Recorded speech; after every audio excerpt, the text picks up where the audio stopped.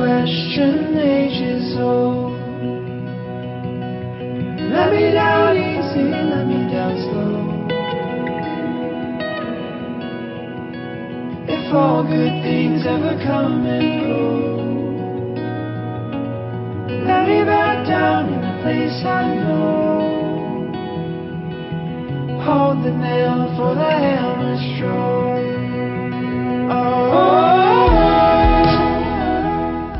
Was Marcos misjudged by history? During Marcos' time, there were lies and truths that hounded at that time.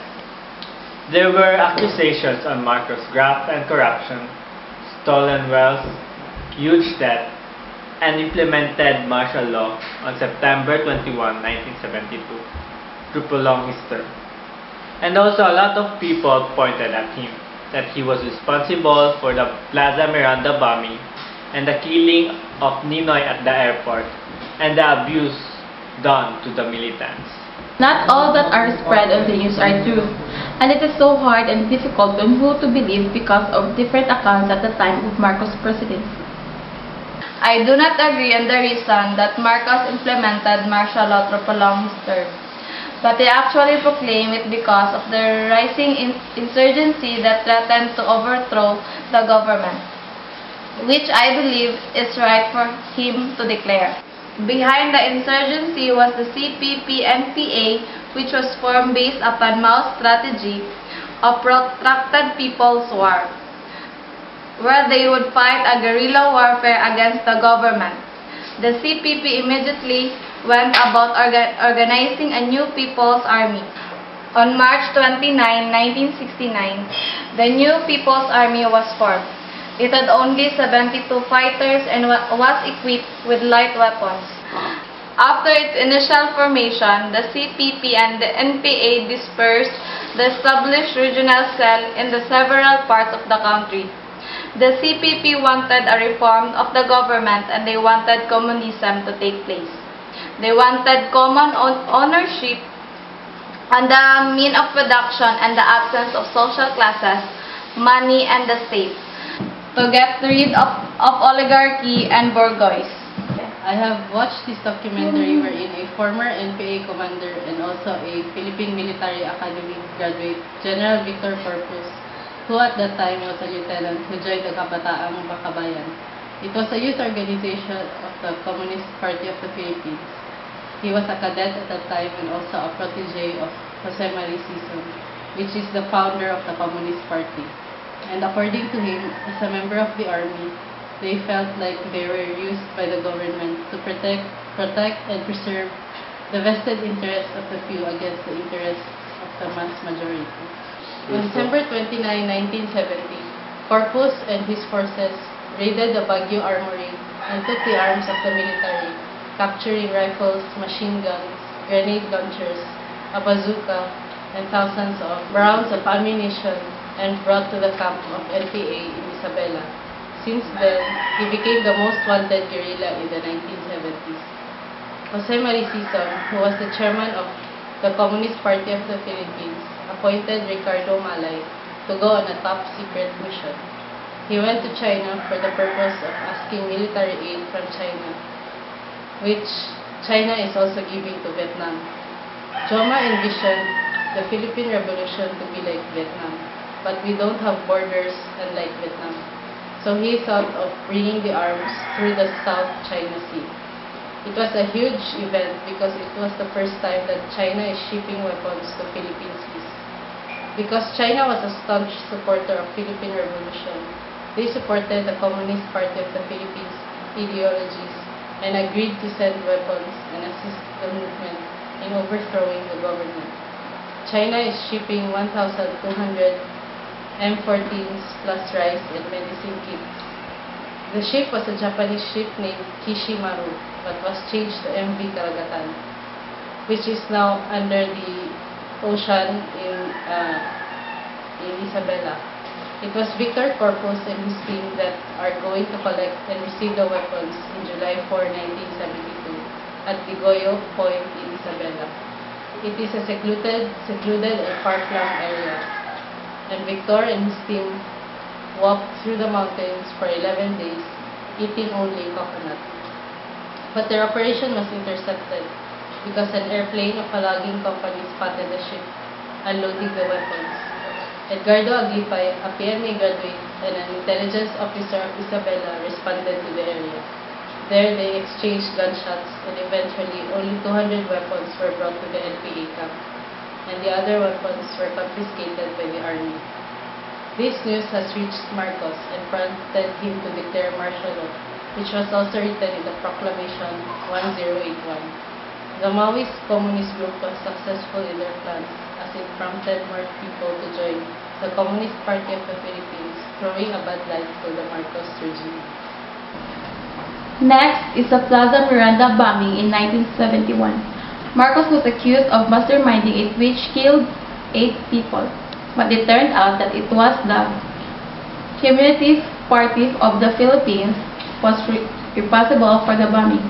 It was the proclamation rally of the Liberal Party for its senatorial and Manila local candidates in the mid-year elections that year. Present were all the Liberal Party local candidates and the party's entire senatorial ticket. Absent was the Liberal Party Secretary General and star of the show, Ninoy Aquino. Ninoy's absence strikes as quite odd. As Senator Joveto Salonga says about Ninoy, siya ang aming star dahil pagka siya ay nakita ng tao na nasa stage na naghihiyawan ang tao ng bomba. Gusto namin ay bomba.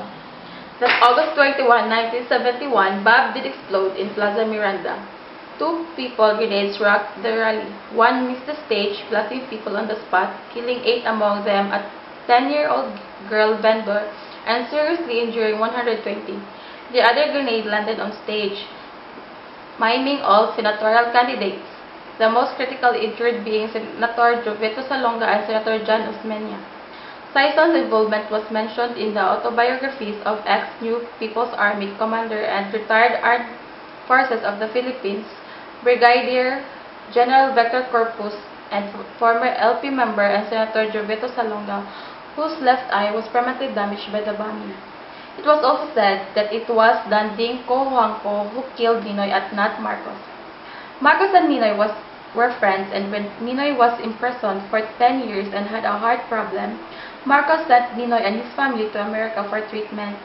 And Ninoy even said in a U.S. magazine interview by Mother Jones in January 1983, he said, "Marcos will keep me alive because the moment I die, I am a martyr, like Martin Luther King, and he wouldn't want that." According to Willie Ramasola, Danding Cojuangco is the real kingmaker of this country. He was a Marcos crony. He made tons and tons of money from coconut farmers and many other business that he cornered during the Marcos era. The assassins of Ninoy Aquino pointed to Danding as the mastermind. If ever this was true, Danding had Ninoy killed not because he hated Ninoy, but because he believed the death of Ninoy will overthrow Marcos and will catapult his cousin Cory to power and ensure continuity of his influence on our national affairs. A soldier convicted to the assassination of Benigno Ninoy Aquino stands by his confession that Eduardo Danding Cojuangco ordered the killing of the opposition leader upon his return from exile in 1983. Cojuangco, chairman of San Miguel Corporation, was a crony of President Marcos. He is the cousin of former President Corazon Aquino but has been at odds with her politically. Speaking in Filipino, Martinez said that he met some persons 2 days before the assassination in August 1983 who claimed they were bata or associates of Cojuangco. Martinez said that he was billeted in a hotel and that was where he met the Cojuangco boys, or Mosimage.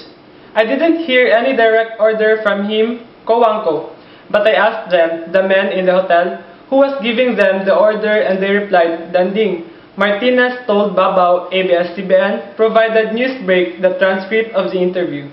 In 1994, it was reported that Martinez became a born-again Christian and confessed to his fellow prisoners that he didn't want to lie anymore. In a Time magazine story on February 20, 2006, Martinez said that Rolando Gaiman, the alleged assassin who was killed, told him that the plot was ordered by Cojuangco.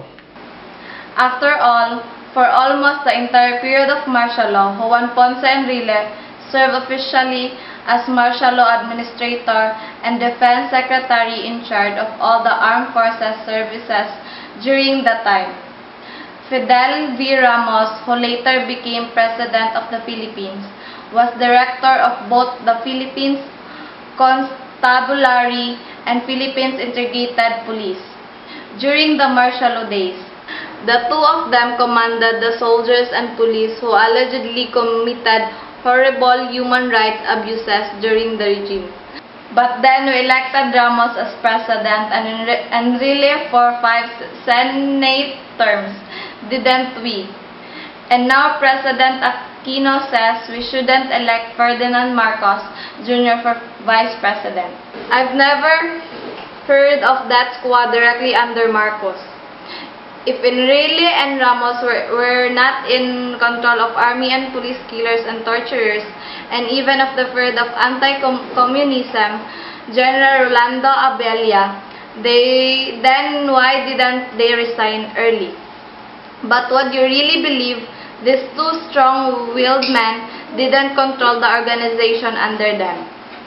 If there were human rights abuses, that President B.S. Aquino III in now blaming Ferdinand Marcos Jr. For they were undertaken by the armed forces under Enrile and by the PC under Ramos. In fact, I've never heard allegation of human rights violation by operatives of the National Intelligence Services Agency, the unit which the allied Marcos Factotum General Favela headed. Marcos, with his two top officials then commanding the military and the police defense, Secretary Enrile and Constabulary Chief Ramos.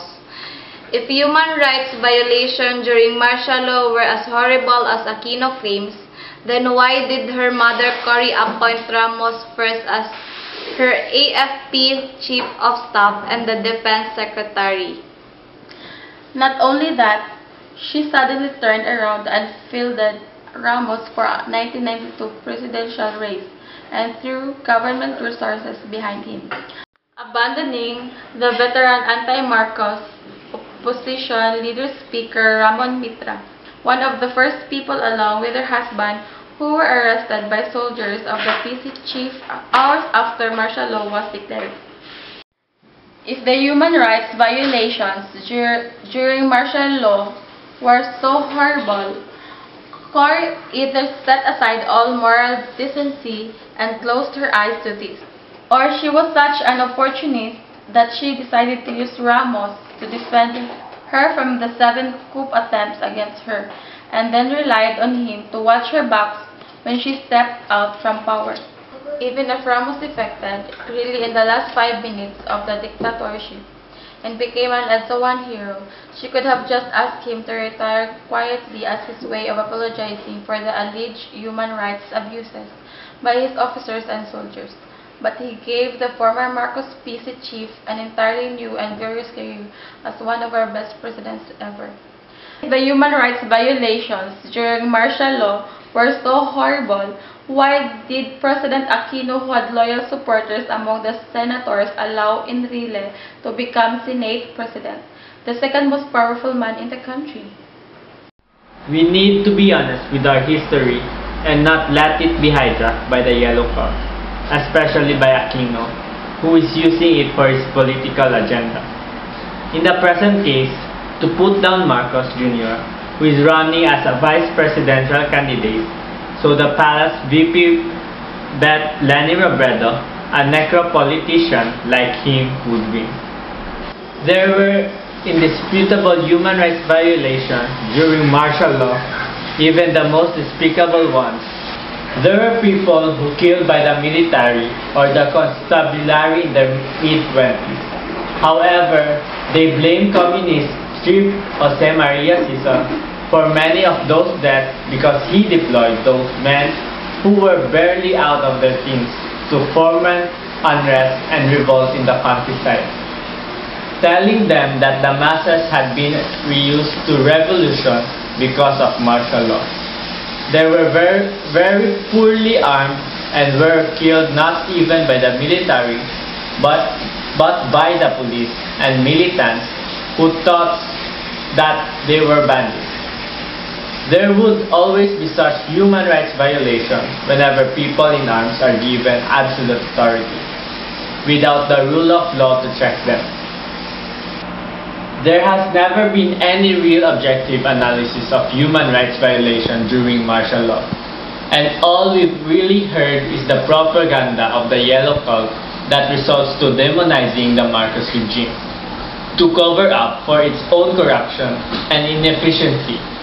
The important question to answer should be obvious, and Ramos and Enrile should tell us what they think happened. Was there a policy of the Marcos regime to systematically kill the opposition and fortune them? Or were the human rights abuses exceptional cases, aberrations similar to cases of police brutality? There are historians, for instance, who have concluded that Indonesia's 31-year-old strongman rule under General Suharto implemented a plan of totally exterminate the Indonesian communists, which got out of hand and resulted in the killing of 500,000 Indonesians, mostly Chinese. The South Korean strongman General Park Chung-hee directly supervised the dreaded Korean Central Intelligence Agency, which was responsible for the abduction, torture, and killing of the opposition activists.